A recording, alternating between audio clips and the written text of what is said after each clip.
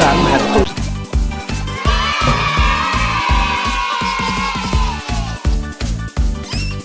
ไม่ถึงเมื่อเลยคุณจะกินหมากรามมือแบบสามแผ่น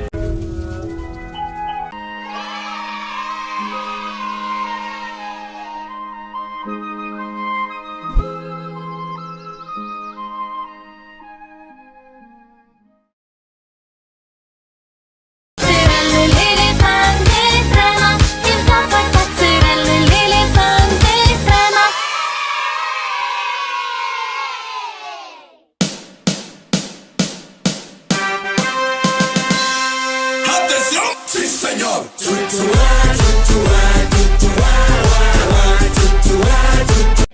Hola amiguitos, bienvenidos nuevamente a mi cocina, que es maravillosa. El día de hoy vamos a hacer un postre muy delicioso que es plátano con cajeta. Los ingredientes que van a necesitar son un plátano, un cuchillo, pero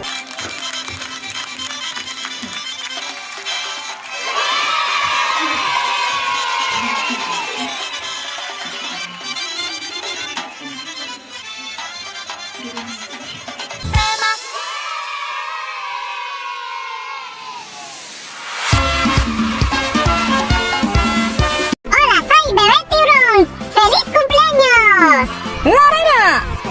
Hoy es un día muy especial porque cumple... Agora é hora, simbora, é pura diversão!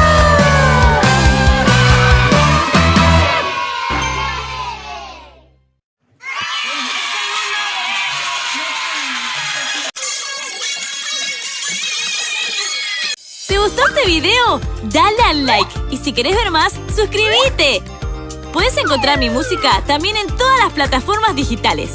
Te espero en mis redes sociales y en la página web lulipampim.com. ¡Vamos a compartir juntos!